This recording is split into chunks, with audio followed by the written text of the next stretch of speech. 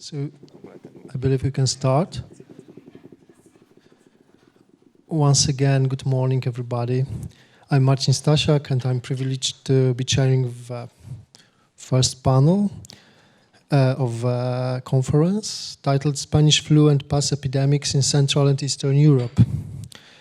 And this session brings together 4 presentations focused on the infectious disease epidemics.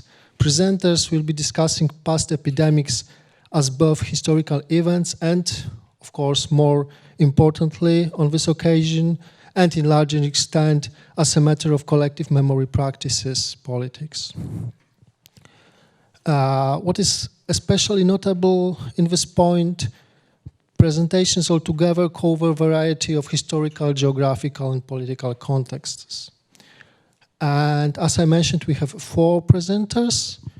2 of them, Łukasz Skoczylas and Łukasz Miskowski, are here, and 2 others will be online. The entire panel will be scheduled for around 2 hours. It ends up at 1:30.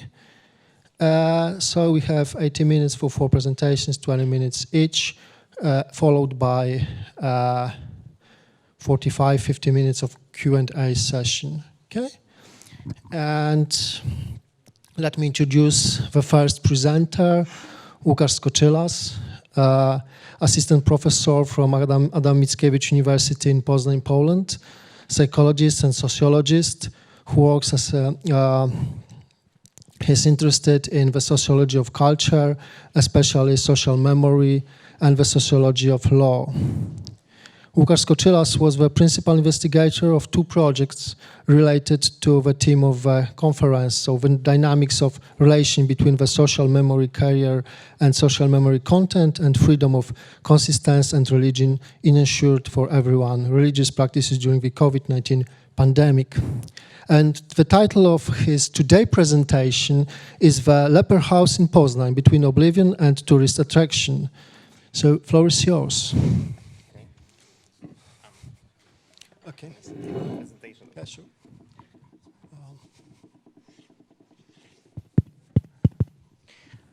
Good morning. Am I being heard? Yes, okay. As it was already said, my name is Łukasz Skoczylas, and I am here today to talk to you about the Leper House in Poznań, Poland. Or at least what is today called the Leper House in Poznań. But first, I hope the organizers will accept my sincere thanks for organizing this very interesting conference. I will divide my speech into 3 parts. First, I will tell you a bit about the history of the Leper House, then about its contemporary conditions, and then I will try to summarize my speech. It is hard to say something certain about the origins of the Leper House. Some sources date these institutions at the beginning or second half of the 13th century. Some historians think that the Leper House was a part of a bigger complex run by the Order of St. Lazarus, or it is more or less agreed that it was a part of a bigger complex run by the Order of St. Lazarus. This order settled in Poland in 13th century. Those assumptions. Also, 13th century is a time of profound transformation of the city of Poznań, its new location on the left bank of the Warta River, and it's quite reasonable to assume that the growing city needed a new hospital and a shelter. As you surely know, in those days, these institutions, shelters and hospitals, were mixed together or merged. And also, the arrival of the Crusaders from the Holy Land, or Jerusalem, is associated with the appearance of leprosy in Poland. However, it should be pointed out that the very first historical sources clearly mentioning the hospital of St. Lazarus come only from the 16th century. They describe the construction of a new hospital buildings and indicate that people suffering from the plague, not leprosy, were to be treated there. The city inhabitants contributed to the construction, and the hospital was managed by men elected by city council, but the donations for this institution were voluntary and did not come directly from the city budget. It was one of 5 hospitals serving the inhabitants of the city and surrounding villages. Over the time, hospital as an institution received one of the suburbs whose inhabitants were exempt from taxes, from the public taxes, but instead they had to maintain the hospital. As a hospital dealing with infectious diseases, it was located outside city walls on the road to Wrocław. The name of the hospital came from the name of the order, St. Lazarus, and remained even when the order died out around the end of 16th century. So around the same time when written sources appear about the hospital and about the city council's rule over the hospital. It has gone quite a lot of restorations over the years. Interestingly, the name of the entire district surrounding the hospital comes from the order and the hospital, but the district got divided by the railway tracks in 19th century. So today we have in Poznań Lazarus district, or Łazarz, as some of you might know, but it is located in the other side of the railway tracks. So today, the leper house is located in the Wilda district, not in the Lazarus district. With rapid development of modern medicine and demographic development of the city, new health centers began to be built in the 19th century, and it was then that the process of demolition of hospital buildings began. Only one from the half of 18th century survived. This is the one you can see on all of my pictures, actually. This is the one now called the Leper House in Poznań. It was added to official registry of cultural property in Poland in 1953 as former hospital of St. Lazarus, and you can see it's the first page of its of the scan of its original monument registration card. At least since the end of the World War II, the building belongs to the municipal housing resources. It functioned as a residential place. Then it was rented to the French educational institution Alliance Française up till the beginning of the 21st century. So that was a bit about history. What's happening with the Leper House now? Well, in today's city topography, the Leper House is located very close to the city center, close to the large office buildings, as you can see on the picture. In the picture, next to a big shopping center, city park, at the exit of one of the city's largest commercial promenades, Półwiejska Street. There are several lines nearby, so it's a Wilda district, but it's almost city center. It's really on the limits of the city center, and yet it's empty. And currently, it doesn't serve any function, it doesn't serve any practical purpose. After Alliance Française moved out, the building served as a municipal crisis intervention center, partly as offices and partly as temporary apartments for people in crisis situations. Since January 5th this year, this institution moved out to more suitable location, and since then the former hospital is empty and closed. You can see it better. You can see it better here. You see the chain blocking the entrance, so you cannot get inside even if you want to. You need to have a special permission, etc. For the purpose of preparing this speech, I talked to many people, including historians, city activists, medical specialists from their professional chambers, clerks, city officials. These were not typical IDIs or other systematic interviews, rather conversation aimed at obtaining information about this particular building. And from the perspective of those conversations, the former hospital is a bit of a problem now. At the moment, it's in good or quite good technical condition, quite good technical shape, but there is no idea how to use it. Due to its status as a monument or officially registered monument, it is impossible to adapt it. So it is not attractive to potential tenants, although the location is very good. The Leper House today is, of course, a carrier of memory about the past epidemics, developments in medicine, changes in the city topography, etc. There are two special, quite new and intentional carriers incorporated in the walls that refers directly to the past. It is a commemorative plaque and a Christian cross.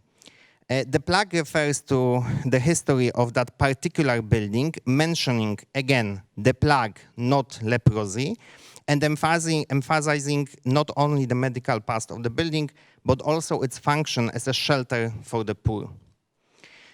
The cross located under the window in place of a bricked-up door refers to an even earlier past, the times when the hospital located in this place was managed not by the city, but by the order of St.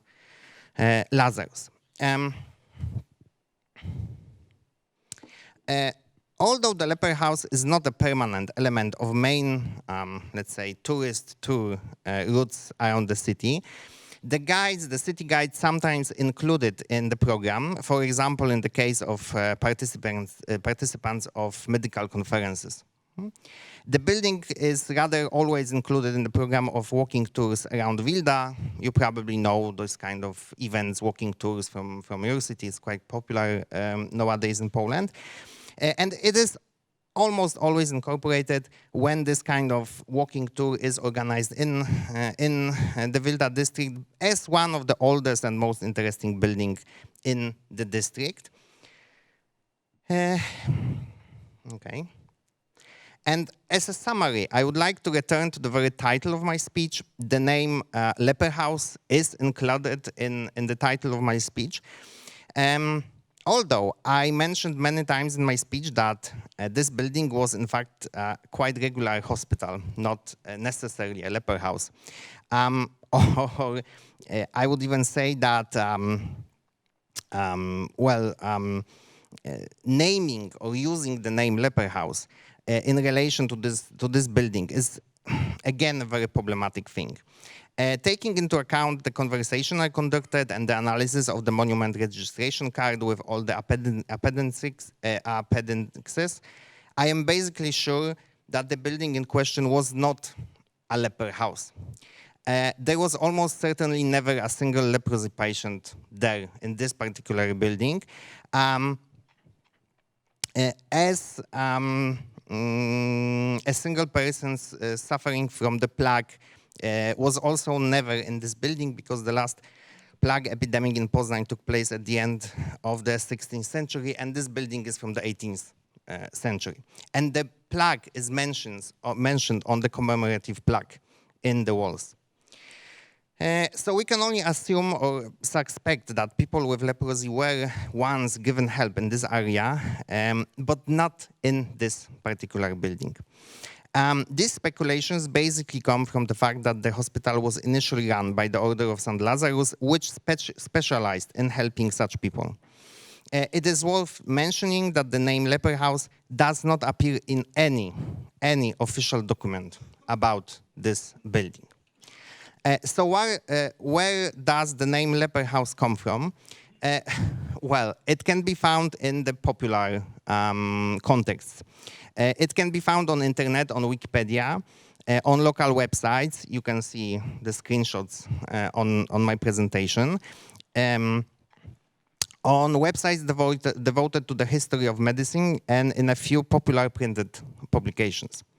The name Leper House is unique in my point of view. There is no other building like that in Poland. There are a lot of former hospitals also in Poznań, but there is no other Leper House. Of course, in some of the old hospitals around the country, people with leprosy were taken care of, and following this logic, they could also be named Leper House, but they are not. By using the name Leper House, the people who do it, or we, as or I in this conference, create kind of an extraordinary tourist attraction that is potentially interesting for visitors, but also among the inhabitants of the city. For example, these walks in Wilda, they are mainly for the district residents, actually, not for the visitors. As bad as it sounds, this using of the name of a rare and today exotic disease, often transmitted sexually, adds a new meaning to the way we received or we try to receive urban space. It makes the urban space maybe more interesting.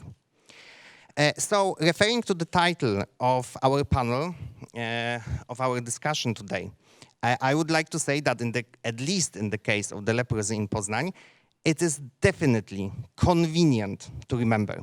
Thank you.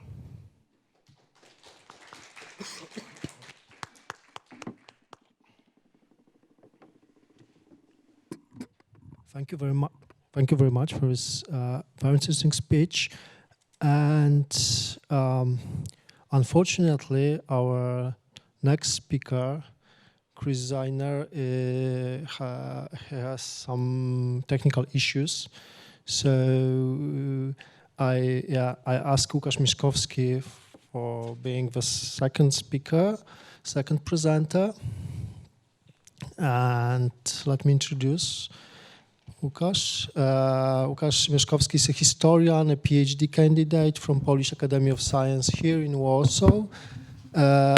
Author of a popular book Największa pandemia Hiszpanków w progu niepodległości Polski. English translation, the biggest one, the Spanish flu on the threshold of independent Poland. And Łukasz Mieszkowski is now preparing his PhD thesis titled Dragons and Lies, Poland in Times of Plague, 1980-1922.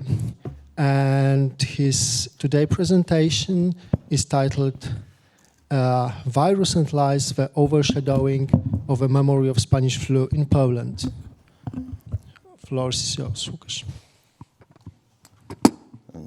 Thank you, Marcin, for the presentation, and thank you very much for the invitation for the conference.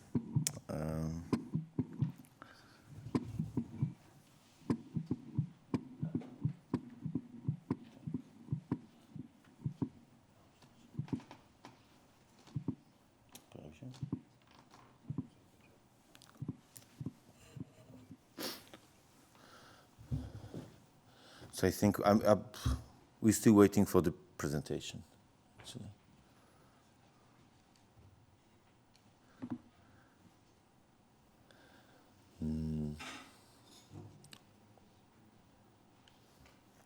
But I think I start.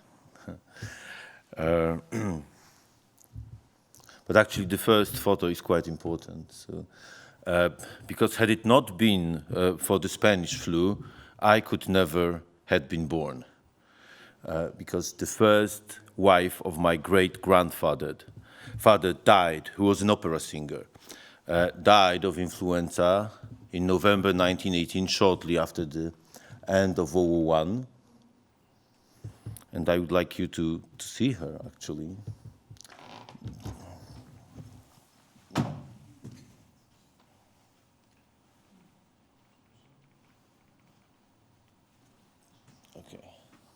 So it didn't work as it should, but now. And czy ja mogę to zatrzymać jakoś?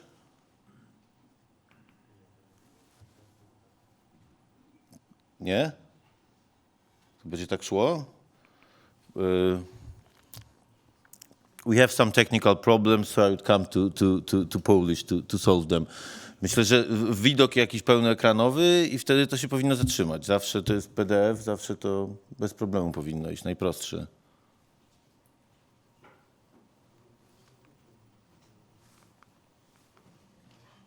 Przepraszam. O, teraz? Momencik. Because now it's stop. No, nie.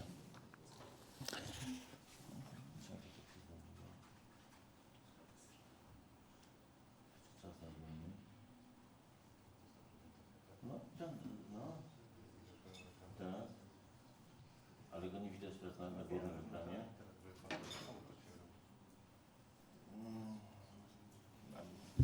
I'm using this format for like 10 years and it never has been a problem like that. So, a jakoś... No właśnie ręcznie mógłbym to zmieniać, nie? Czy ja mogę to zrobić? Ale nie, bo ja pilota mam, tylko że to po prostu się nie zatrzymuje. To leci.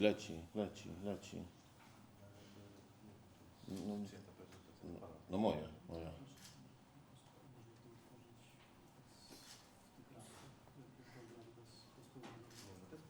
No PDF, najprostszy w ogóle. Ale to nigdy nie jest zapisane, że automatycznie leci. PDF to jest do ręcznego przewijania program. No więc chciałbym ręcznie przewijać. Nie mam pretensji.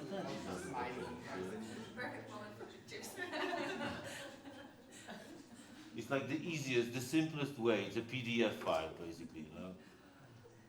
And it shouldn't be looped.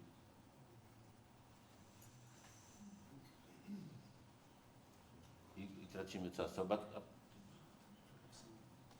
I have some technical problems too. Ale to też nie wyświetla tam na ekranie. No to, a to tam zrobić teraz? Widzę problem tam na przykład.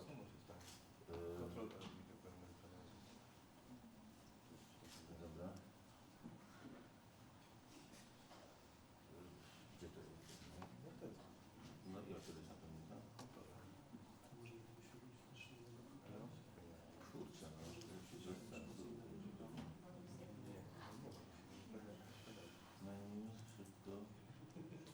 Pierwszy raz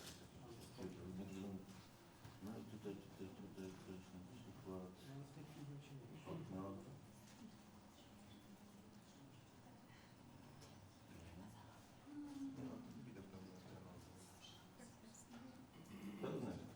Aha, to jest pan jakiś tryb odczytu na przykład, tytułowo. To może tak to zrobimy. No tak, żeby wtedy... Ale wtedy w samym oknie wtedy będę ręcznie przebierał. Da się wtedy?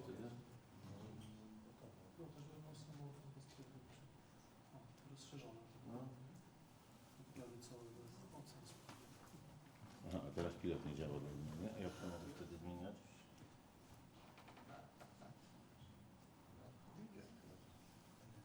Działa. Okay. So again, sorry. She died shortly after the World War I, and my great-grandfather very soon married again, this time with my grandmother.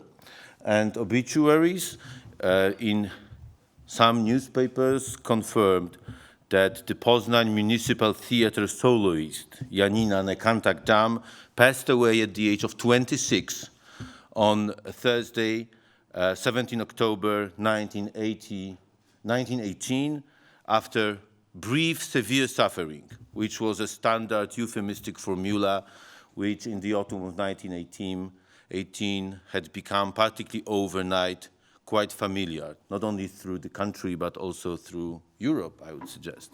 And the story remained in our family lore. However, over the turbulent decades of the 20th century, it eventually became a vague anecdote without any meaning or without any historical context. And it's only thanks to the quite incidental fact that I have become a researcher of the Spanish flu pandemic, the above-mentioned details could be somehow recovered. The Spanish flu epidemic broke out in Poland the same time it did in the West, in the summer of 1918.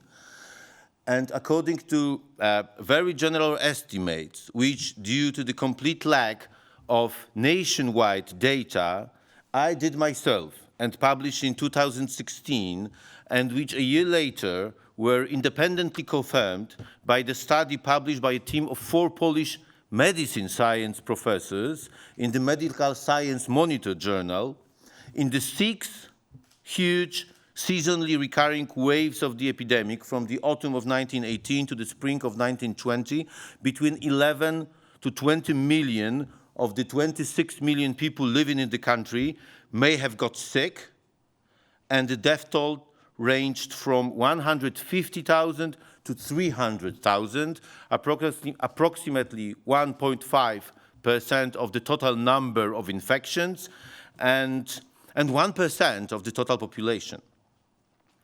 And for comparison, the unofficial balance of 3 years of COVID epidemic in Poland, which now has almost 38 million people, is around 15 million cases and about 120,000 deaths. So to put it up simply, the Spanish flu to coronavirus, it was twice as big in a country twice as small.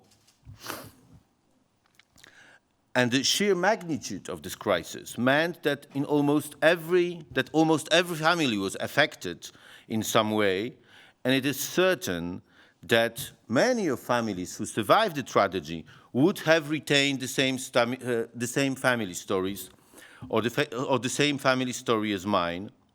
Yet what is noteworthy is that those private recollections did not transform into a codified sites of memory, nor did it penetrate into the local, regional, or national ethos.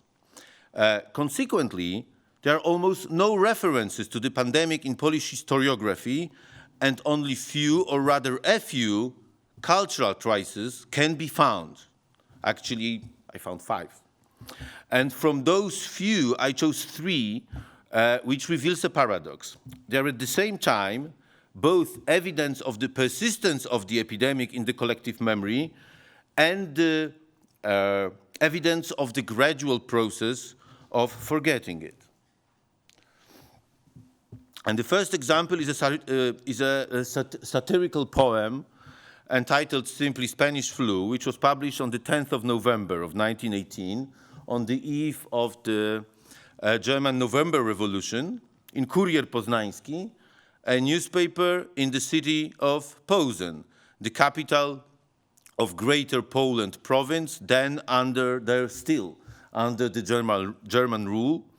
The verse is an account of an accidental meeting of 2 friends. One of them fell ill in the previous weeks but survived, and his friends asked him about the politics. And I'm not sure whether I should read it in Polish or in English, but I think I do it in English, actually.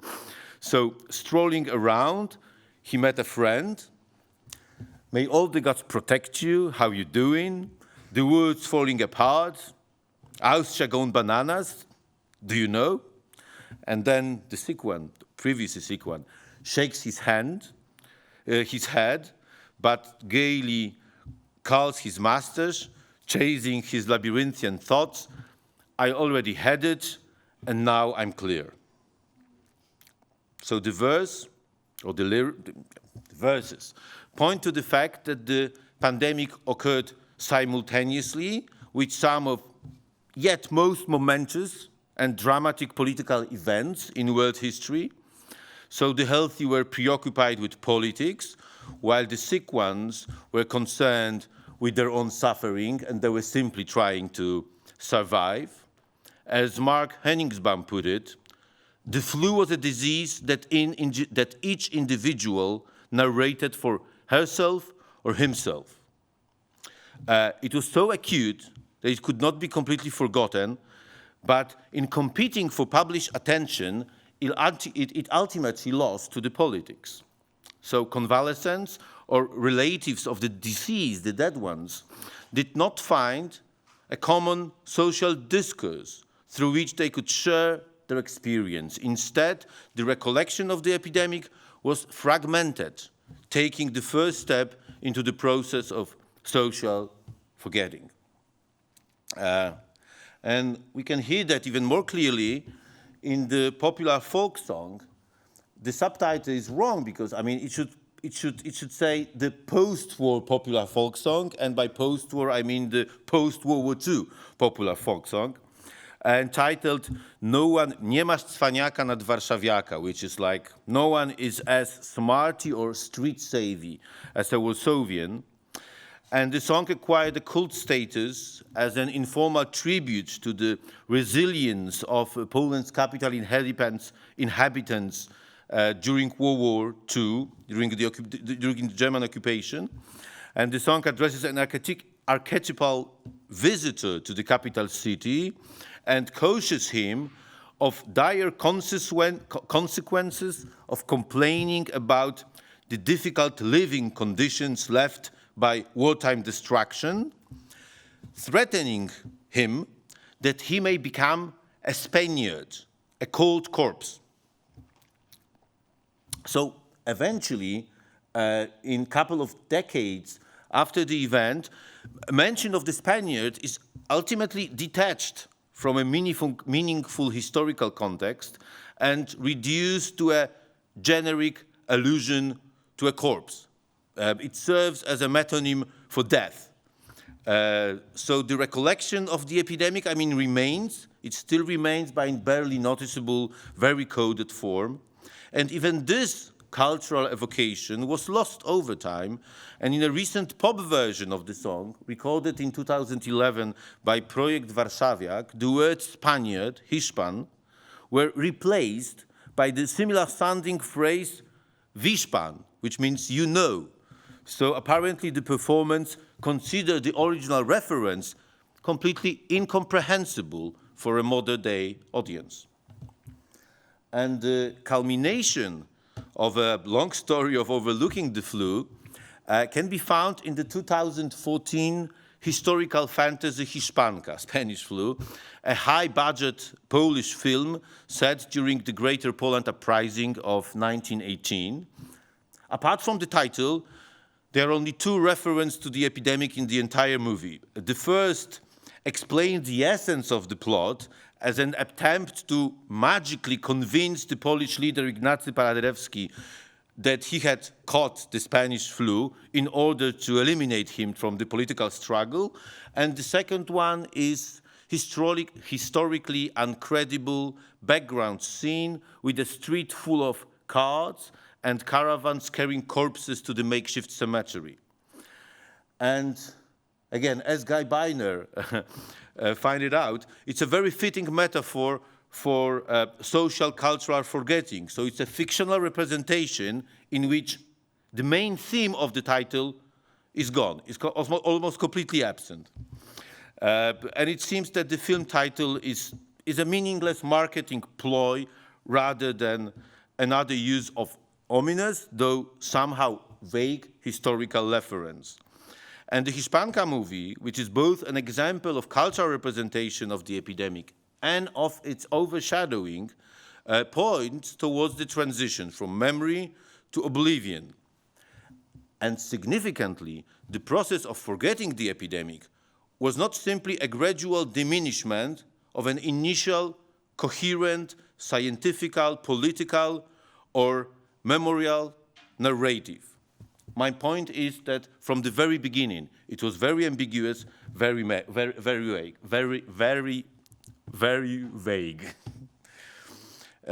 American oncologist and author Siddhartha Mukherjee, in his brilliant biography of cancer, The Emperor of All Maladies, states that when a disease insinuates itself so potently into the imagination of an era, it is often because it impinges on an anxiety latent within that imagination. And then he gives the example of AIDS, which in the 80s hit the Western world underbelly and all the dilemmas related to the sexual revolution that ended 10 years earlier, and of cancer itself, which underline the anxiety of rich and safe societies of the Western world in which external fears, such as war or famine or contagious diseases, have been replaced by the internal ones, materializing in the form of tumor, dementia, general decomposition. And the persistent, visible in Polish journals from the era, in official state issues instruction, trend to associate the Spanish flu with contaminated dust, with miasmal air, with disastrous sanitary condition, is, in my opinion, or was, an attempt to place the illness within the useful social context of the beginning of the 20th century, to place it within this imagination of the era. But apparently virus, which wasn't even yet discovered, wasn't the anxiety luring within the Polish collective imagination.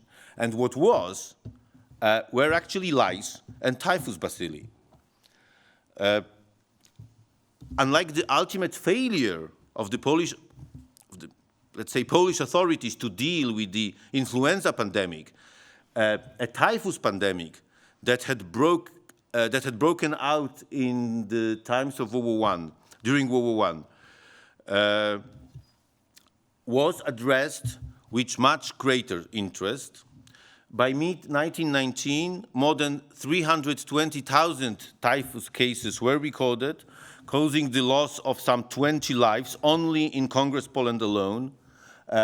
Data preserved in the folders of the American Red Cross at Hoover Institution Archives at Stanford says that only in 1918, only in the eastern regions of Podolia and Volhynia, which those days had a population of about 5 million people, 500,000 people may have fallen ill, and 25 to 50,000 may have died.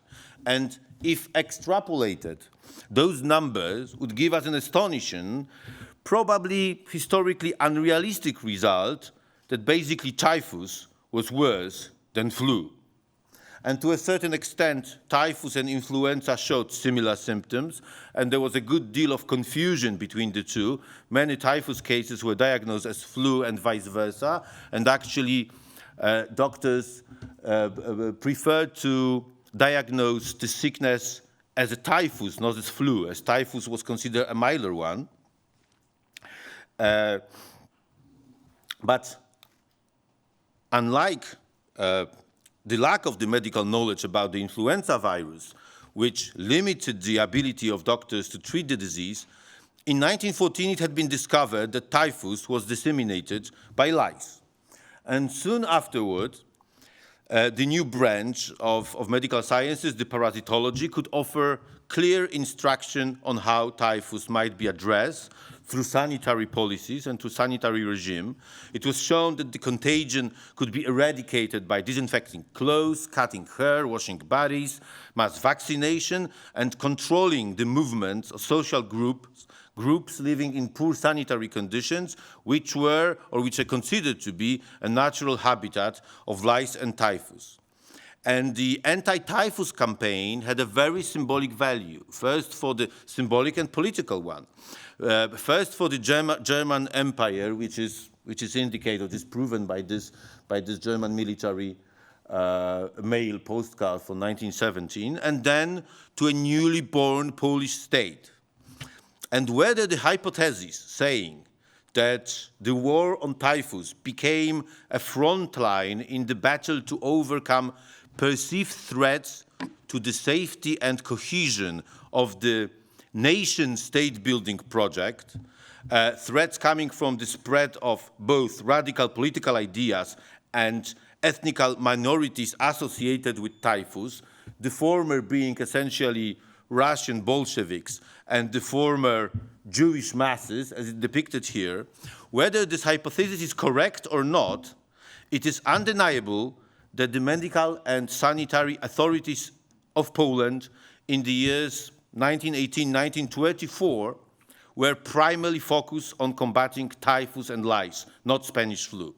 In classical Greek, typhus meant smoke, and Hippocrates used the name to describe a condition where the patient is unconscious, befuddled, incapable of formulating or memorizing rational thoughts. And even though Spanish flu was also labeled as a Bolshevik disease, it appears that the dominating experience to the typhus or of the typhus clouded the memory of the simultaneous influenza pandemic, despite the fact that the latter was responsible for more cases and more deaths. For different reasons, the same happened in other European crises, as well as across the world. The memory of the influenza pandemic was overshadowed by the unprecedented scale of the global conflict and the turbulent changes brought in its wake. In the Polish case, the formation of a collective memory was to a large extent stage-managed by the deliberate historical policies of subsequent changing regimes. On the beginning or the backdrop of the establishment of an independent Polish state, which had to determine its borders through war with almost all its neighbors, the struggle against epidemic took place in conditions of almost complete economical and sanitary collapse. And then in a prolonged economic crisis, when until 1939, all succeeding governments of the Second Polish Republic could barely cope with the task of rebuilding the country from the post-war destruction, journalists and historians were not concerned with returning to examining the epidemics. The unstable parliamentary and then authoritarian governments, which constantly need to reaffirm their legitimacy, harnessed the patriotic zeal of mainstream intellectuals to promote and idealize misleading image of war and reconstruction, which focused on military victory over the Bolsheviks and the select number of modernization initiatives, such as the construction of the Baltic Seaport in Gdynia. And while it may seem that social forgetting of the pandemic began when it was pushed out of the canon of the collective memory, again, Israeli historian Guy Beiner suggested that the process of forgetting certain historical events can begin even before they happen. And in my opinion, something like that happened to the Polish memory of the flu epidemic. The struggle for national independence, which for long had been cultivated by elites, outshone all other concerns that did not fall within its vision, and suppressed issues that seemed to contradict its claim, the claim of this vision for greatness and national unity. And heroic death was exalted, but not dying sick in bed from an epidemic. They may have been aggravated by inefficiencies of a disorganized health care system. And furthermore, during the 20th century, Polish regained independence at least three times. At each of these intervals, collective memory was redefined and social forgetting came into play once again, effectively reinforcing previous cycles of forgetting. So in the Polish People's Republic, established in 1945, the Second Polish Republic of the interwar period was quite rightly branded as a reactionary fascist dictatorship that oppressed the laboring classes.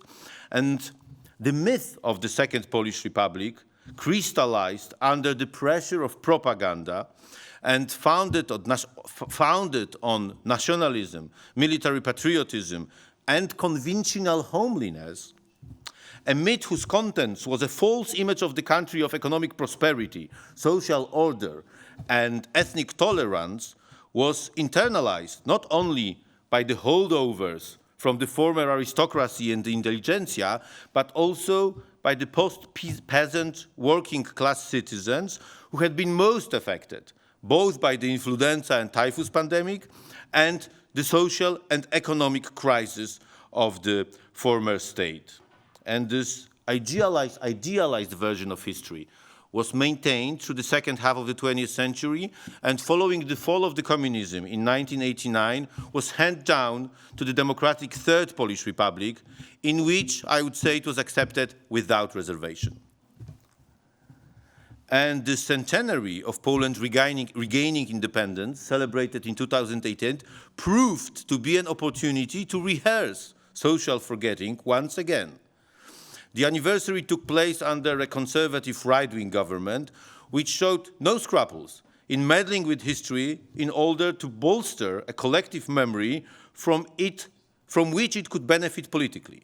And the image of Polish-Russo war seemed to surpass even the fantasies of the pre-war national propagandists, presenting it as the word of the words. And there are two posters held by the state-run public history education institutes. The word of the words, a universal conflict between Bolshevik totalitarianism, thank you, totalitarianism and European order. And incidental references to the epidemic crisis of 1918 surfaced only in the context of, again, Polish-Russian War of Remembrance with regards to the Katyn massacres or the Katyn massacre and accusations of alleged extermination of Russian prisoners of war who in fact did die of infectious diseases in great numbers in Polish POW camps around year 1920. The fact that influenza pandemic had not bypassed the inhabitants of the Polish Second Republic was somehow rediscovered around the time of the centennial of the outbreak of the First World War, first by the academic, and there I would mention the name of a former academic, Szymon Słomczyński, now a poet, from Jagiellonian University in Kraków, who was a pioneer in the cultural studies over the Spanish flu, and then to a greater extent than on previous anniversaries by the popularizers of history and journalists. And in following years, through a dozen or so press articles, the epidemic attained a noticeable, albeit marginal place in the journalistic and historical discourse on World War I and the War on Independence. And since then, Spanish flu had been mentioned in popular history publication. It has even appeared in a best-selling series of novels, historical drama novels, and on its television adaptation. And the outbreak of the COVID-19 pandemic gave unprecedented momentum to the rediscovery of the Spanish flu. And in Poland, in the spring of 2020, the media featured numerous items on the topic of Spanish flu. As a result, Polityka, the most widely read weekly in Poland, asked me to write a popular monography on the Polish episode of the Spanish flu. And it was published under the title Największa, the biggest one, and was distributed together with the weekly issue of the magazine, which definitely would have been unthinkable less than a couple of months earlier, before the start of the COVID-19 pandemic. So, to sum up, after having been relegated to oblivion and attracting only marginal interest, an event as deadly as the 1918 influenza pandemic required significant circumstantial pretext in the form of a centennial anniversary and an outbreak of another worldwide pandemic to receive a prominent place in cultural and social memory through, again, the context of COVID, in the context of COVID-19 pandemic. The extent of this, extent of the prominency of this place is quite still uncertain, actually. That would be it. Thank you.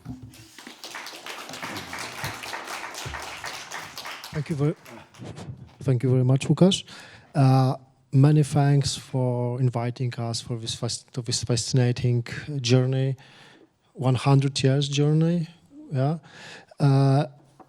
and most importantly for problematizing Spanish flu in historical context, in the context of memory.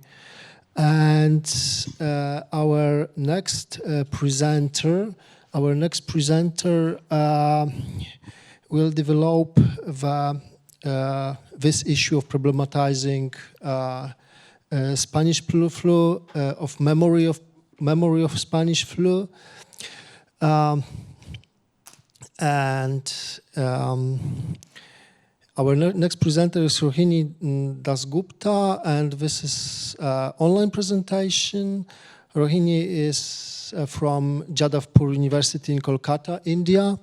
She has completed her graduation with honors in history from Asutosh College under University of Calcutta, and currently as a graduate research assistant, she's doing her research on public health focused on midwifery in Bengal and beyond in post-colonial India. And the title of presentation is Rediscovering the Spanish Flu, Rethinking Collective Memory and the Impact of Social Amnesia. Thank you so much. Am I audible? Yeah. I think we can start. Yeah, am I audible? Yeah. Thank you so much. Firstly, I want to thank the organizer for such a great conference on these important issues like the collective memory and the famines and pandemics and all. So today I would like to present my paper, which is on the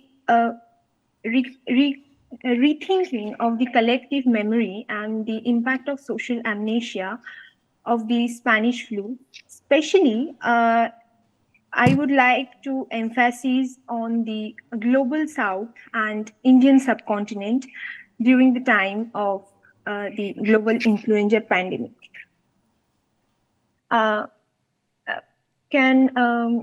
My slides is available in the presentation? I can't see actually. Can we show it? Czy możemy to pokazać?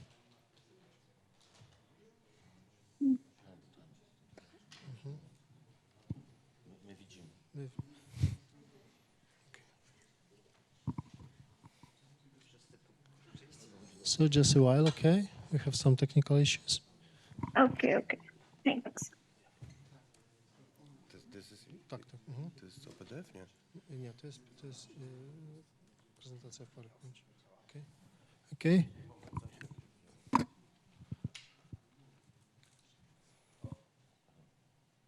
Wszyscy mają, nie tylko one, wszyscy mają problemy techniczne.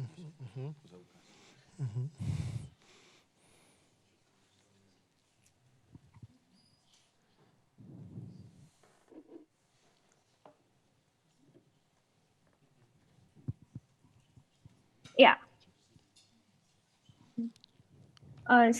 Please slide next slide, please. Yeah. So today's talk. Yeah. Yeah, we can start. Yeah, sure. Yeah, sure. Thanks. Firstly, I would give a small historical overview of the Spanish flu, and then I will like to express my emphasis on the disparity of remembrance, which is especially is emphasis on the global South and during the colonial period, during the British colonial period. And then I would like to sort of give my opinion on the absence of imperative of collective memorialization. And then I will try to connect the global 1918 pandemic to the COVID-19 pandemic in these recent times. So next slide, please. Yeah. So one of the eminent historians of medicine and public health, David Arnold, posed a thought-provoking question regarding the impact of 1918 global influenza pandemic on the Indian subcontinent. He said that how can 12 million people died and yet apparently leaving so little trace?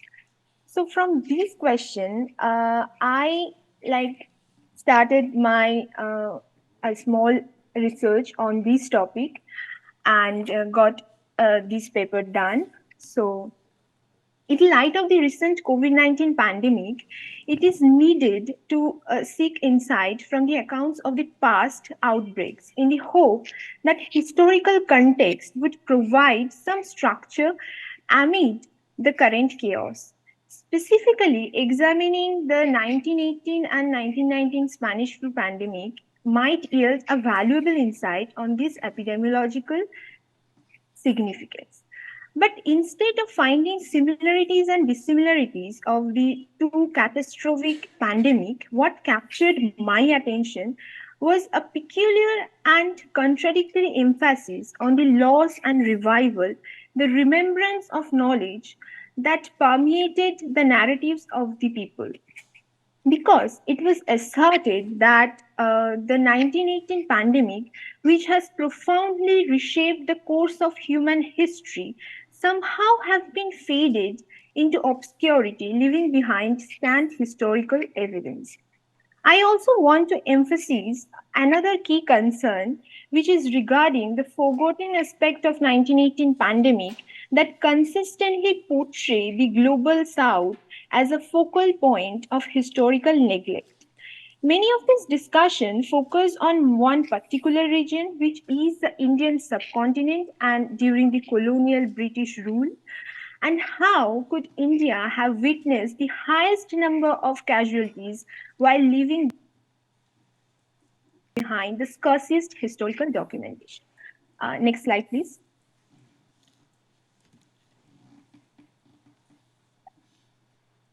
So, if we see a historical overview of these Spanish flu, then we can see that in 1918, the world witnessed this devastating influenza pandemic, infecting an estimated 500 million individuals, which amounted to roughly one third of the global population during that time. The pandemic unfolded amidst the backdrop of the World War I and the challenges posed by the war, including military priorities, censorship, and limited media coverages, may explain why the pandemic, despite its triggering death toll that surpassed that of the war itself, received little to no attention in many European countries and also in the United States. Spain, in that time particularly, maintained its neutrality throughout the World War I, and as a result, did not impose extensive censorship or provide as much media coverage as its neighboring nations, led to Spain becoming associated with the pandemic and as one of the most severely affected countries. If we see the first identified and reported case was in an American military camp, which was in Kansas, but that was not profoundly available or profoundly indicated in the documentation. The groups significantly impacted by the 1918 global influenza pandemic consisted of the soldiers engaged in the World War I. Among those, a huge percentage were from the global south, especially from India, because of its huge number of population and huge number of sources and all. Despite scholarly discussion in the realm of collective memory, which have established that there is no direct connection between the scale of events and their commemoration, the unprecedented tragedy of Spanish flu occurring at the turn of the 20th century amid significant collective memory activities might lead one of the anticipate a more prominent public remembrance. Next slide, please. In a legendary book written by Phillips and Killingray, which is the Spanish flu influenza pandemic of the 1918 to 1919, identified two factors contributing to this disparity of remembrance and the cause of this social amnesia. They pointed out that the impact of 1918 pandemic was relatively mild in Europe and North America, which were the primary centers of scholarship. The areas most severely affected by the 1918 pandemic, mostly located in the global south, were not the typical hubs of scholarly work. This lack of examination of 1918 pandemic can be attributed to an unequal geographic distribution of historical research. They highlighted that ongoing imbalance was particularly striking in one specific region, that is the Indian subcontinent. Approximately 20 million out of the 50 to 100 million global deaths occurred in India, yet there was a notable absence of the substantial scholarly investigations into the pandemic's impact in this region. The second one is that they emphasized consequently more attention was given on the World War I, which had a more direct influence on the nations of the global north, sorry. Uh, Next slide, please.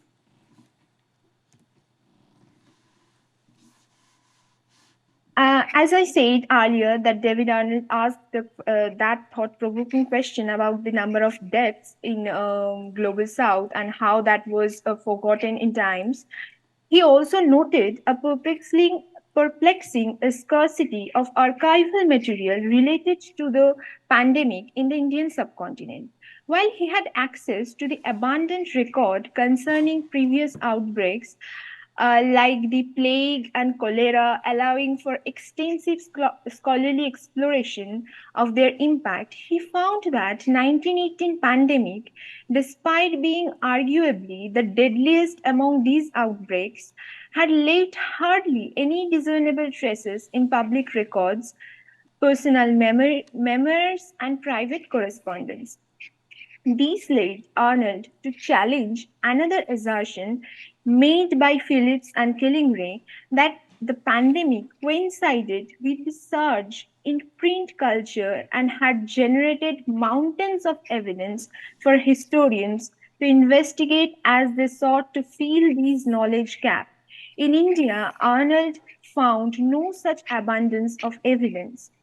While it cannot be suggested that the educational politics for the anti colonial movement in India at that period, during the non cooperation movement of 1920s and 1990s, at that period entirely displayed reports of chronic hunger or that of the imperial violence completely overshadowed the epidemic.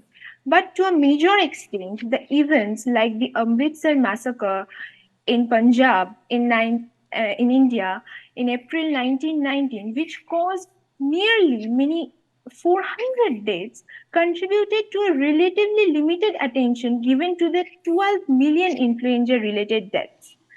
Next slide, please.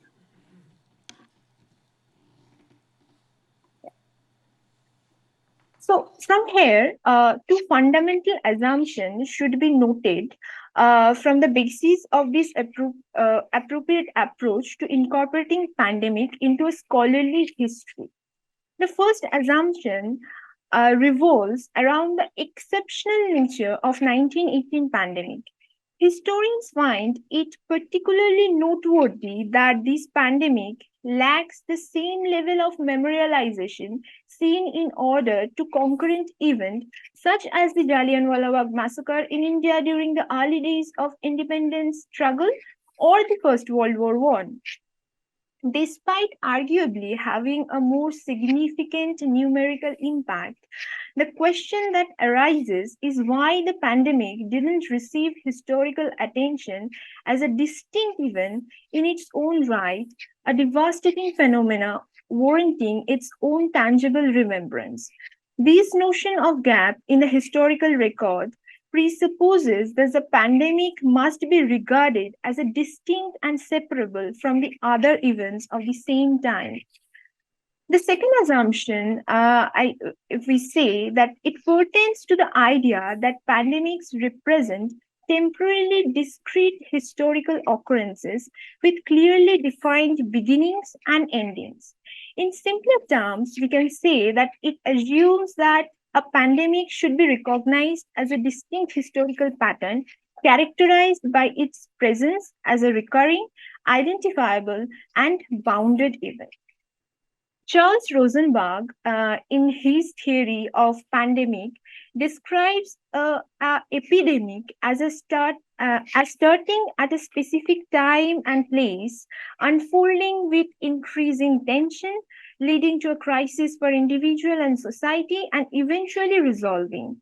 This approach treats pandemic like a dramatic event that appear and disappear in history, separate from it but intersecting with it. Next slide, please.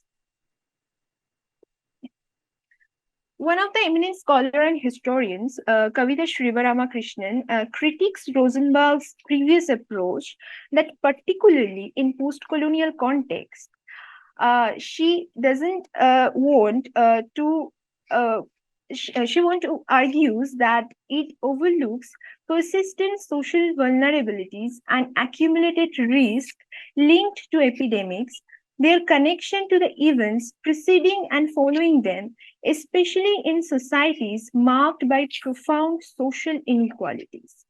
Shivaramakrishnan contends that this approach is less suitable for understanding smaller epidemics that defy easy categorization as endemic.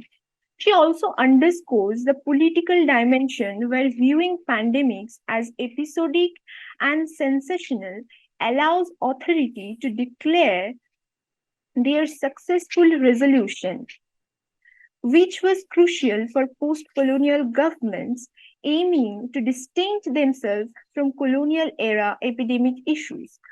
The case of missing 1918 pandemic illustrates the shortcomings of this perspective, implying that pandemic's historical significance hinges not only on being a standalone event in a specific time and place, but also on influence on other historical development. She demonstrates how official documents in post colonial India have consistently and intentionally eliminated links between disease outbreaks, historical instances of malnutrition, and the lack of livelihoods. Her observation regarding the issues in diseases reporting could similarly be extended to consider the absence of 1918 pandemic from historical documentation. This shift of focus away from the challenge of missing archival documents and directs attention to the deliberate removal of references to the 1918 pandemic in relation to the conquering food shortage, famines, and the wartime demands. Next slide, please. Yeah. So, from the previous discussion, how can we connect the 1918 pandemic and the recent COVID-19 pandemic, and we'll try to improve these aspect of remembrance for COVID-19 pandemic, so that in the next 100 years we don't face the same fate that the lack of documentations had occurred for the Spanish flu pandemic. So, the perspective that views COVID 19 as a dramaturgic event confined to a space time limits our understanding of its political consequences. Treating the time of COVID 19 pandemics as exceptional can obscure the longer term nature of the public health crisis. When the Indian Prime Minister repeatedly urged the celebration of the exhausted healthcare workers as heroic warrior, it masked the government's ongoing neglect on healthcare responsibility, not just during COVID-19, but for many years prior. The pandemic simply laid bare what was already in place, a public health infrastructure operating on the brink of its capacity. In the past, colonial governments consistently attempted to conceal the true death tolls of the events, such as I said, the Jallianwala Bagh massacre or the number of casualties during the 1918 pandemic. Unfortunately, even in the post-colonial era, 100 years later, the government transparency regarding such matters has not improved at all. As discussion turned towards the concept of the new normal, it's important to recognize that for a small minority, the pandemic may indeed has come to an end as financial resources once again grant exclusive access to healthcare. However, normalcy remains a privilege reserved for a selected few, while for these fortunate few, the pandemic might seem an extraordinary interruption or an experience outside the usual flow of time. For the majority, there will be no such distinct separation between the time before and after the pandemic. Most of the governments around the world have been forced to bail out a sumptuous amount of money in an attempt to save the economy and ensure minimal social programs for the population to survive throughout this process. Next slide, please. As I conclude my these discussion, I I like to propose one of my view that we consider the elusive nature of the archival records about the 1918 pandemic not as a failure but as an opportunity for a different historical perspective. This perspective doesn't treat the pandemic as a standalone event that comes and goes, interrupting the flow of history. Instead, the absence of extensive records about the pandemic might indicate how it was intertwined with the existing power struggles. The 1918 pandemic undoubtedly claimed many lives, but despite its disruption, it didn't insert itself into the previously settled historical landscape, leaving a clear and traceable mark. By challenging the idea of the pandemic as a rupture in the historical time, we can shed light on something that has long been overlooked, the normalization of the healthcare as a privilege rather than a fundamental right. Looking back at the 1918 pandemic reveals an alternative way to understand the relationship between disease and history. This perspective doesn't assume a scenario where normalcy is abruptly interrupted by catastrophe. Instead, it highlights how the everyday, extraordinary events are interwoven, resisting narrative conventions that separate them into a distinct beginnings and endings. Thank you. Next slide. Next slide, please.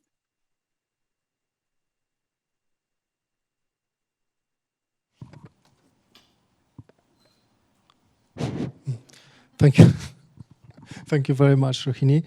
Yeah, it was a great presentation, and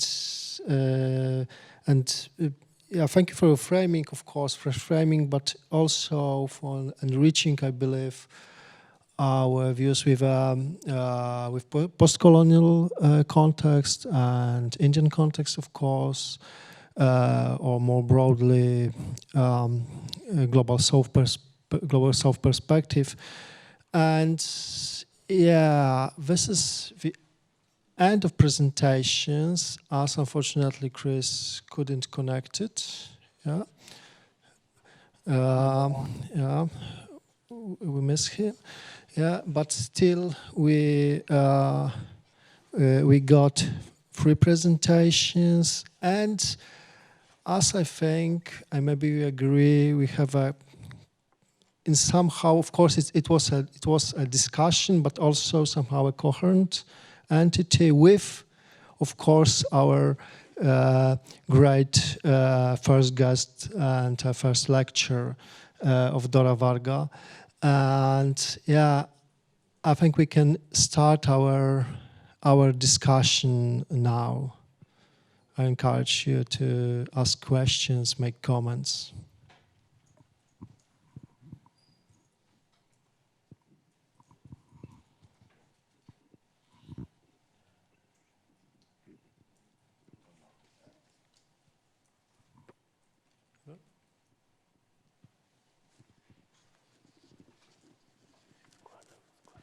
Hi, thank you so much.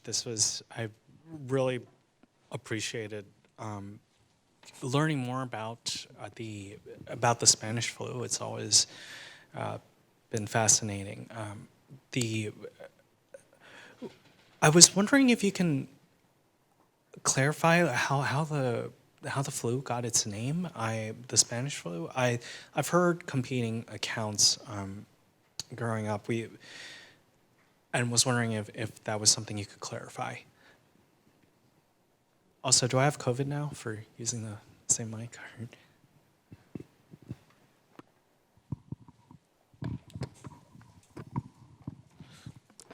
I think you asked me, actually. Yeah, okay. So as Rohini Dasgupta mentioned, Spain was neutral during the war, Portugal was not. So in the early spring of 1918, the Portugal Expeditionary Force was heavily beaten during the Kaiserslacht offensive in Belgium, actually. And they were evacuated through Spain to Portugal. And with them, a number of Spanish seasonal workers that took places of the French peasants being sent to the front, actually. So, it's a micro-history that represents the micro-history that represents the macro-history. The story of American soldiers being sent to the front, French, British, Russian workers being replaced by the members of the Chinese Labor Corps, who are believed to spread at least a streak of the pandemic throughout the world. And so those Portuguese soldiers and Spanish field workers brought the flu to Spain. It started in May of 1918 in Madrid during the so-called celebrations of the date of Sant Isidoro. It was said that it was called the soldier of Naples, because I think there was an opera piece which was very popular at the time, and it was called the soldier of Naples, and everybody kept singing it, basically. So the disease spread as fast as the tune, as the melody, basically, you know. And then Spain was neutral, so there was no war press censorship. And I would suggest that the French and British and American correspondent who were constrained by the limitations of the wartime censorships were even much eager of writing of what's going on in Madrid, first in Madrid and then in Spain, because they were not available to write about it in their own places, in their own countries. And the readers in their own countries already knew that, you know, because in May, Spanish flu already was going rampant all around the world. So it was called Spanish, has nothing to do with Spain. King Alphonse IX got it, which makes it very, very popular, actually. Yeah. But it has many other names. So it was called the French flu in Spain. In Germany, it was called the Blitzkatar or the fast bullet flu. In Poland, it was called Volhynian flu or Russian flu or a Bolshevik disease. Yeah, but the Spanish one caught it, actually. Thank you very much for your presentations. I have a question about Poznan. So you mentioned that it's difficult to use this building due to its cultural heritage status. Is it the same for other buildings in the historical city of Poznan? Is it a common thing or not? Thank you.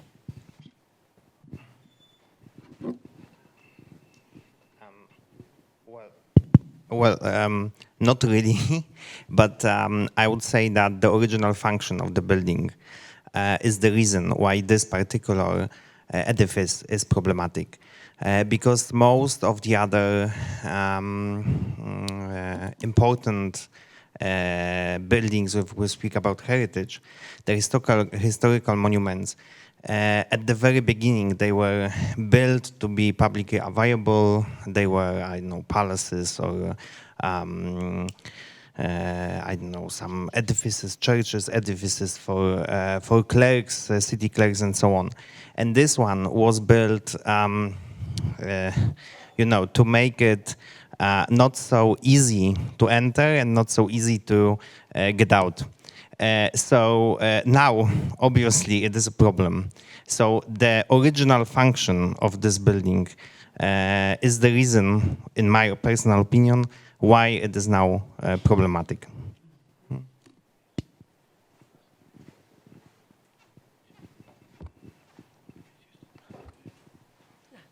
Thank you.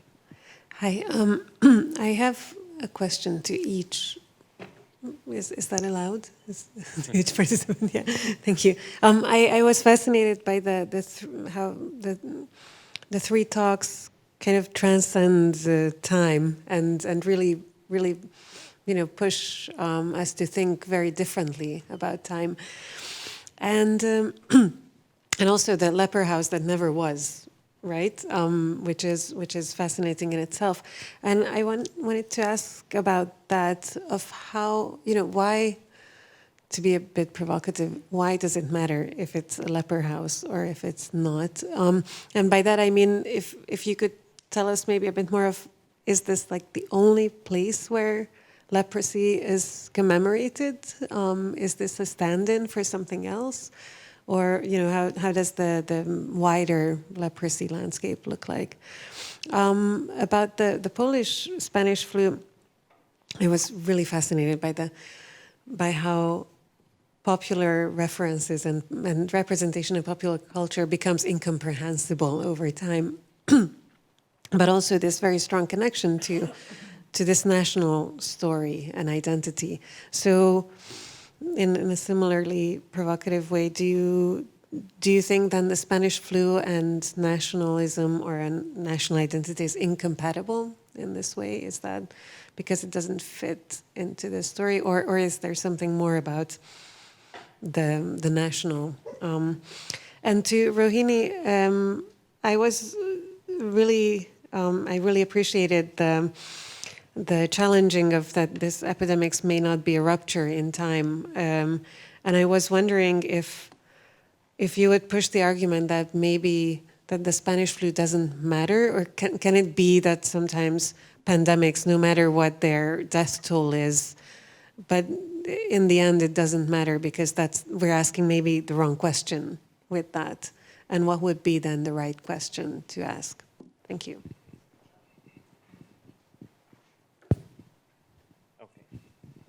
So I guess I will start. Why does it matter that it's leprosy?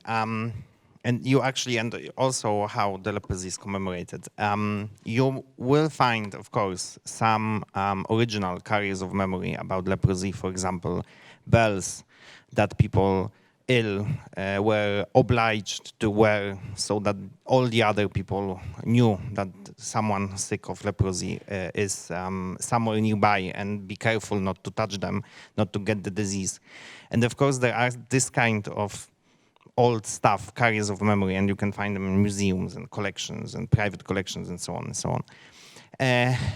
But if you speak about the commemoration in Poland, I don't think, maybe I don't know, but I don't think if there is any other direct commemoration.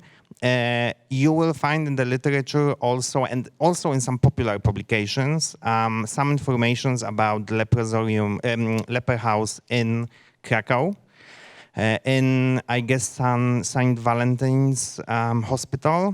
But it was, well, more or less like in Poznań. It was turned down after some other buildings were built.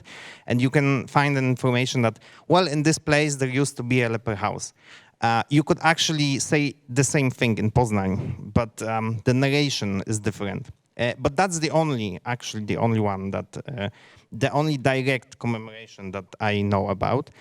There are some other buildings connected with the Saint Lazarus order, and this order is historically connected with treating or helping people with leprosy. So we have some churches of this order in Wrocław, in some other smaller cities, but it's, well, maybe there were some events helping people with leprosy there, but we don't know for sure. Okay, maybe that's my interpretation. I would say that probably leprosy was not so common in Poland as it was in many, especially southern countries. Maybe because of the climate, maybe because of the some cultural differences in how people, I don't know, were creating their social networks in the medieval, maybe. But it's true that you will, in the Southern Europe, you will find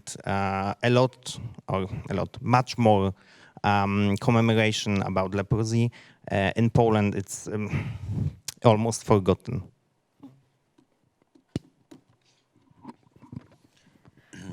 Thank you for the question. Thank you for your question. It actually corresponds to the question I was thinking about asking you previously, which was what's good from a coherent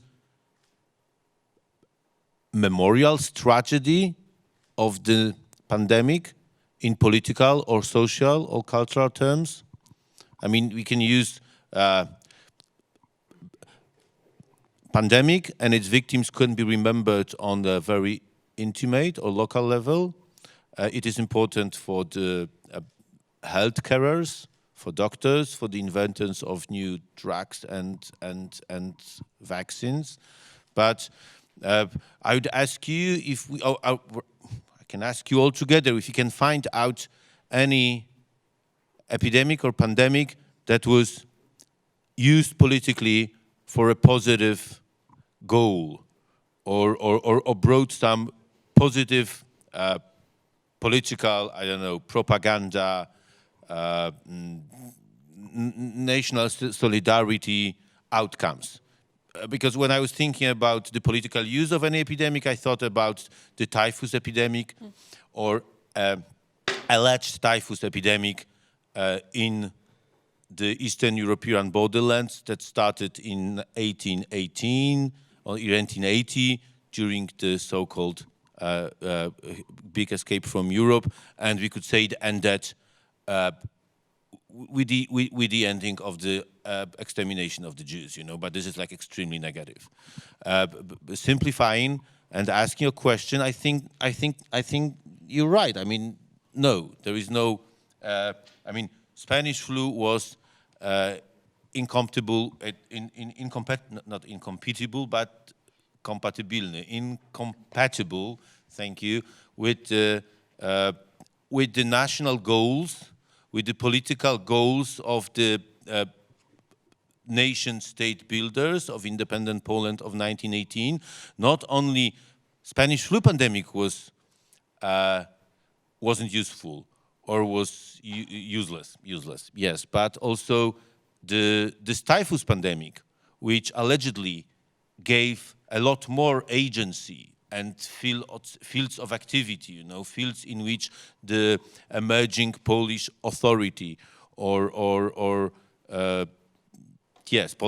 Polish authority, the public service system could prove that it's needed, that had some agency, that could improve things, that can basically construct the structures of the new independent state. They also failed in that, actually, you know. They thought it would be useful, but eventually it wasn't. This is one of the statements of my research. There is this prevalent narrative among, I would point out, Balkelis, Keeley, Stouter-Holstead, who are referring to this very biopolitical concept of using the pandemic as a tool of political control and the nation-state building process. That, for example, Lithuanians used the anti-typhus procedures as some sort of a filter against the politically and ethnically unwanted elements among the post-war refugees that were coming back to Lithuania. But my statement is that even if the Polish authorities were trying to use that, they didn't have the agency, they didn't have the power or technical possibilities to efficiently use that. So it wasn't useful there, and I would say it wasn't useful any longer, because it was a story of failure, basically, The epidemic, both flu and Spanish flu and typhus epidemic, they just extinguished from themselves, not because of some orchestrated central actions of the government, basically. If I could also maybe respond partially to this, I think these are really good points that you're making, Lukasz, but also with a question actually for Rohini, and something I was thinking about when is a disease convenient or not convenient in a moment or a pandemic. And I thought it was really interesting what you were mentioning in your paper, Rohini. It was really sort of inspired by this whole idea of how it fits into an imperial frame. Because I was also thinking of Ireland during the Spanish flu, where actually there was sort of news coverage, but it's also the time when there was this big conscription crisis taking place. And many Irish people actually felt they had to do demonstrations in public in order to say, we don't want to fight for the British Army in the First World War. We actually sort of urge against this sort of forced conscription. We see that many people are going out on the streets and are demonstrating, basically without any fear for any public health risks they could sort of, pose to themselves or to others. And that whole imperial issue seems to become much more important in the media coverage. Do you think that is sort of comparable to also what you were saying, that this sort of imperial frame seems to maybe conclude, indeed, as you were arguing, right, that the Spanish flu is really sort of getting to the background? Yeah, thank you for the questions. You, as you asked, that is it convenient or non-convenient in that context, in that imperial context? So I would say that in Indian context at that time, when there was such an agitational politics regarding the anti-colonial movement, so there was more awareness regarding the oppression of British rule for the last 200 years than the deaths of the huge amount of deaths of these soldiers. And there was also one more point I like to emphasize, that there was when it's come to the healthcare, they were actually, the Indian people at that time were not that much aware about the healthcare facilities they should get, because they didn't get that at a long time. So both the point was very much impacting the documentation or the awareness regarding the Spanish flu deaths. So yes, you said in the Irish context that is it be comparable? So I think that maybe it a bit similar, but for a colonial context of such that a long period of time, and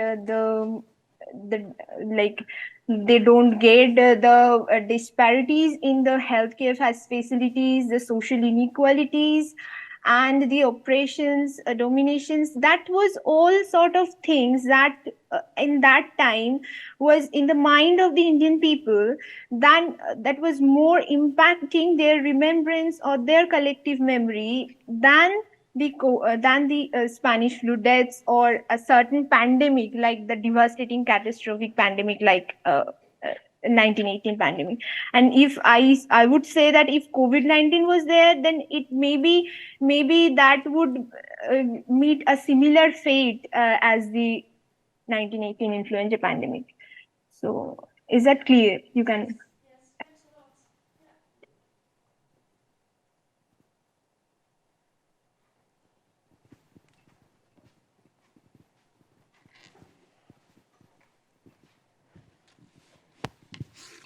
Thank you. Hi.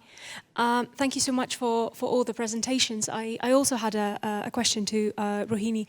I was wondering, because I'm really interested in storytelling as a format of knowledge creation. And I was wondering, because I find your critique of this narrative of a pandemic as a rupture in time really compelling, but do you have any proposals on how to create these kind of disruptive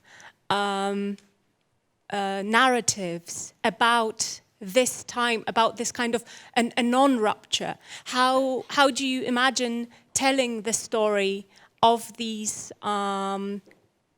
power relationships that were really important for the people at the time, that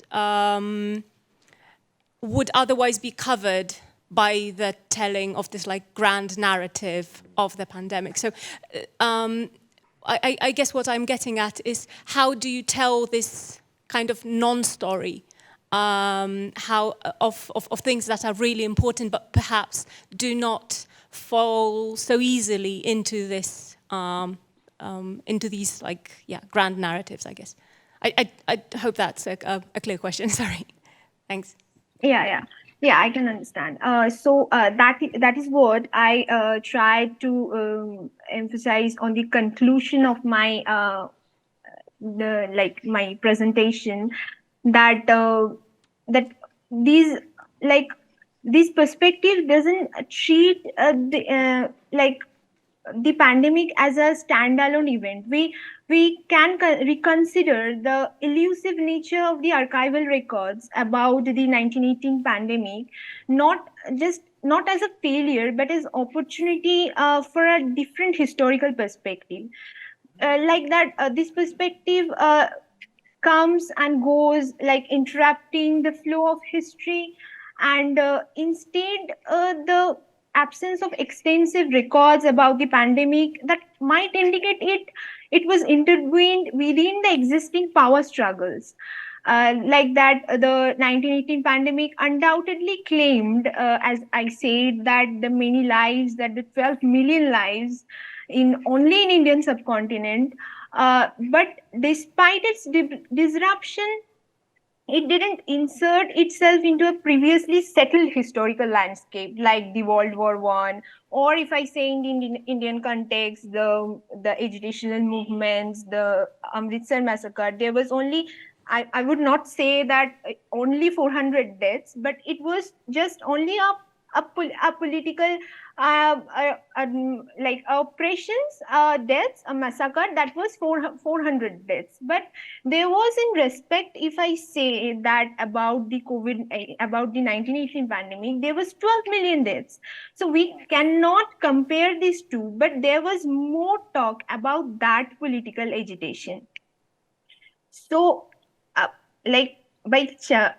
would like to say that by challenging the idea of this pandemic as a rupture in historical time, we can shed the light on something that has been overlooked, the normalization that I had said, that the normalization of healthcare as a privilege rather than a fundamental right. So if we say that looking back at the 1918 pandemics reveals an alternative way to understand the relationship between disease and history. So there is disease and there is politics, and you said about the grand narrative about the political context of that time, which was very much importance of the period. This perspective doesn't assume a scenario when normalcy is being abruptly interrupted by a catastrophe. Instead, we should highlight it how the everyday, the extraordinary events are like interwoven in the in the resisting narratives convention that separate them into distinct beginnings and endings. So like here, like am I clear about this question? Yes, thank you. Yeah, thank you.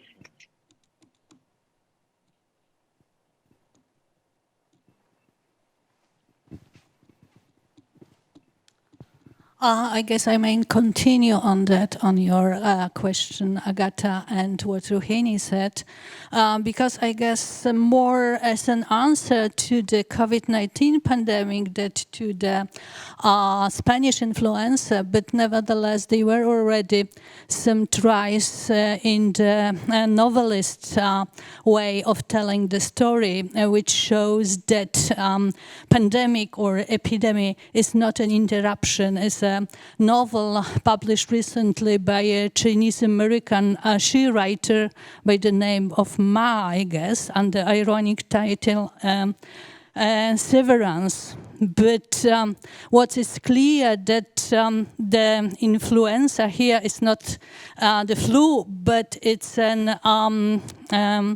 it's a fever which causes the people to become zombies, but they are not feeding on the others in the literal sense. They're just continuing their everyday activities, but in more kind of lunatic way, just, you know, because the everyday context is not there. What they are doing is very lunatic, very visible as a kind of continuation, like in the Chaplin movie, when you see the workers doing the same movement after they are already after the work. So it's really showing the influence, the pandemic here as a kind of prolongation of the everyday activities, being unhealthy already before the pandemic broke.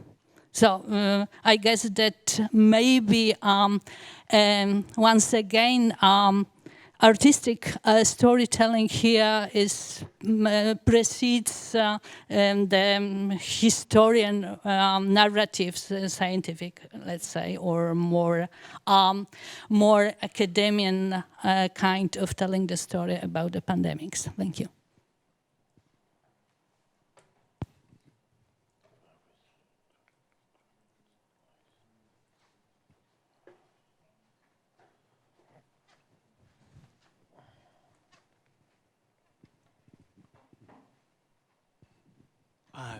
I was wondering, I have a question for Rohini and for Lucas. In Poland, if it was called the Russian flu, when Russia was, there was changes in government, correct, during both these periods. So did Russia resent the Spanish flu being called the Russian flu and destroy? Was there evidence and records destroyed? I was curious. Like, was there an active, and with like with COVID, I think like with the American government and with the British government, there was some suspicion that the actual numbers are being masked to prevent embarrassment. Was there kind of a similar? Was there an imperative to avoid embarrassment and therefore either not maintain or actively suppress or just another try to create a narrative that's more more flattering? Do you feel, or was this more just a different stream of time? Thank you for the questions. But actually, you were asking about the Russian context, right? That Russian flu. Oh. Is there any evidence about the like there is the government change in governmental like you're asking that? Not Russian just that, context? but like with Modi, right? Okay. There was some. Okay. I had some friends who were nurses, and they were there, and they said that there was some concern that there was just like, you know, an avoidance of national embarrassment. So the numbers were just. They said they were just made up, but I don't know. That's just, I don't know if it's a politically sensitive question. I'm just wondering if the narrative in these contexts matter more than the actual numbers, I guess. Even now in the 21st century, because I know in the U.S. like there was a lot of places where they just said like, yeah, we don't have any cases, like nursing homes, for instance. Some people just did not want to have want to avoid a responsibility, so they said nursing home. No, this never happened. But I was just wondering if it's still It's absolutely, it's one of the major point about the to avoid the embarrassment of the government at that time also, and even this time during COVID-19, because in the colonial context, if I say in Indian context, I don't that much aware of the Russian context. So in the Indian context, if I say in the colonial time, obviously they tried to suppress the numbers of the deaths, but like because the soldiers are from India, like because of the population, the huge number of population, there are a huge number of soldiers in World War I who are from India and the global South, particularly. So yes, it's a point that they try to cover that even in during this time in during COVID-19 pandemic. If you aware of the Indian scenario, that the government has been criticized by the scholars and the politicians about their trying they tried to cover up the deaths, and it's been said that there is a huge number, more than the number what was the government website said about the COVID-19 deaths. There is a lots of fluctuation in the actual number of deaths. So your point is correct. Yes, that's a very crucial narrative about the representation of the deaths of in any like pandemic or diseases or like that. Yeah. Am I clear? Yes. Thank you. Do you want me to answer the question about? I mean, there's not very much to answer actually, you know. So Yeah. there was this. I mean, first, I think there is a pattern of feminization the flu. So it's nevertheless the Spanish lady or sometimes the Spanish flu, but in Polish it's definitely feminine. French called it initially. French called it la cocotte because it was considered to be as frivolous and as chaotic, as senseless as a woman, basically. Yeah. But then it was always coming from abroad, and it was the same with typhus. And when Rohini mentioned the idea of quitting this opposition between pandemic and endemic, I found it very attractive, especially in the terms, because, you know, as you hear, you know, I'm supposed to speak about flu, but eventually I'm always referring or getting back to the typhus.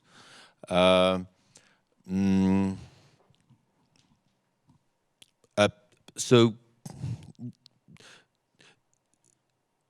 apparently, in very different narratives, the sickness was coming from abroad, and we have to, and the authors of those usually very hierarchical, very patriarchal, very Oriental narrations, if you know what I mean, like this, you know, considering the east of Europe, basically, or the Orient as a hotbed of every potential diseases, you know. And since the middle of 19th century, this definition of East came very close to the West, basically, you know, because at the beginning of the 20th century, Poland, maybe not Czechs, but, you know, Poland, Balkans, they were considered Orient and Asia as well.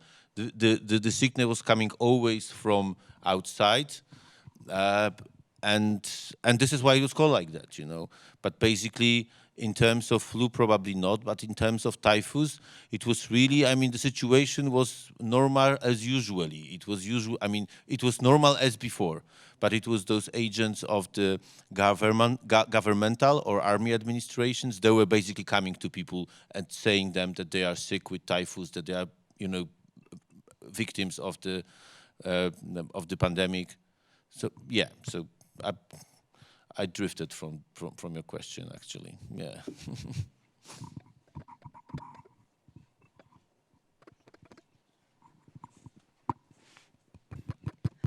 Thank you for all these, all three wonderful presentations. And I would like to address my question to Łukasz. First of all, I would like to thank you for for bringing a very and explaining the political context of the Spanish flu epidemics in Poland. That was very important, especially that we had a new emerging country and there was no place for inconvenient narratives as Spanish flu was. And but I would like to ask you about the other context, about the context of mentality of people or mentality of society of that time, and something that we can call health awareness of that times. Of course, it was very poor and low, but it was the time before the medicalization of everyday life occurred, before the, if I can say that, hygienization in a Polish context occurred so broadly. But do we have any bottom-up narrative sources that, I know that they are scarce, but do we have any that could say something about how the Spanish flu patients or Spanish flu people who suffered from this disease were perceived, or how this, from the bottom-up perspective, how this disease was perceived by people, and were these patients perceived differently than, for example, the patients that were suffering from typhus, and I don't know, because I'm trying to find some links with the next panel that we are going to have after the break. Do you think that the problems with the narratives about Spanish flu may come from that this disease was something new, that was somehow a modern disease, that they didn't know how to actually narrate it? Yeah. First of all, by going through the sources, which are primarily newspapers, there is, I mean, the main core of the, let's say, Polish the health sources, so which means the Ministry of Public Health, which was established in at the end of 1918, and oh my God, Supreme Commissary for combating infectious diseases. They were both destroyed during World War II, so they're gone. But even if they would survive, I would say there would be not very much about Spanish flu. And the first thing is that going to the sources, I sometimes have the impression that people are speaking about different diseases, basically, you know, that Spanish flu was something different from, or not the Spanish flu, but Hiszpanka was considered something different than influenza, which on the other hand was considered something different than this Wołynka, the Volhynian fever, you know, and flu was replaced by fever. And for us, it seems obvious that they were speaking about the same, I know, jednostka unit. Yeah, but sometimes I think it wasn't like that, you know. So like I said in the present, there was no cure. Nobody knew what is causing the disease. A Polish professor wrote about there is a possibility of an existence of a virus invisible, and I very much appreciated his instinct, basically, you know. He wrote something like that, and he wrote it in Latin, like virus invisibilis, something like that. it's really difficult to answer that, you know, because with typhus it was easier, because there was this general attempt to identify the typhus victims with bad sanitary conditions and with lice. But it was, on the other hand, the attempt to mark out something as a what would be the word, an anomaly, eventually turned out to be a norm, basically, you know. So I think that my answer would be that there was no bottom-up sort of framing the disease. It was always framed from the up, basically, you know, by different strategies that were sometimes applied to the sick ones, like putting them into isolating houses. But it never happened with the flu. But then a lot of people with the flu were diagnosed as typhus. And of course, the treatment was somehow different. But with typhus, there was some sort of a treatment. With flu, I never stepped, I mean, with social distance, closing up schools, closing up, I know, theaters, cinematographers, but it was never very precisely defined. And it was never precisely defined what's causing the spread of the disease. So like the cinematographers were closed because they were the cheap venues, so they wasn't properly heated. And the theaters kept going because they were heated. So the idea was that people were getting, the difference in spreading the disease between a cinema, basically, and a theater was that it was cold in a cinema, and that was the reason for which people were getting colder, and not because of of gathering a lot of people in one closed space. So I'm unsatisfied with that answer, but I don't think I can find a satisfactory one, actually, you know. And I mean, there is of course a lot of bottom-up. They're not first-hand, but for example, I have this very broad collection of sources from the American military and civilian humanitarian help organizers from 1919, from 1920, and they left a lot of testimonies of how they should approach people to basically convince them to obey to those sanitary regulations, and they are somehow interesting, you know, and they give us an insight into what people into this. I know if you called it a hygiene mentality, yes, but something like that. So that's we have. But they're different from, but it is, I wouldn't connect them with the flu because it's something different. Yeah, or maybe it's not. Thank you.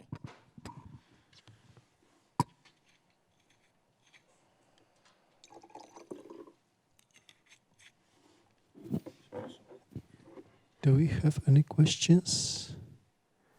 Okay, so thank you very much. Thank you. Many thanks for our presenters. It was a real pleasure for me to chair this session. Thank you, all of you, for your questions and your comments and this marvelous discussion. And now we are close to the break, and this is a lunch break. It's 1:30, yeah? Okay, so it's 1:30, so it's not 10 minutes, it's 7. So it's almost, okay. So, okay, feel invited to the lunch, yeah, which is in the same place, yeah? Okay, so thank you very much for this session, and yeah, have a nice lunch, and thank you.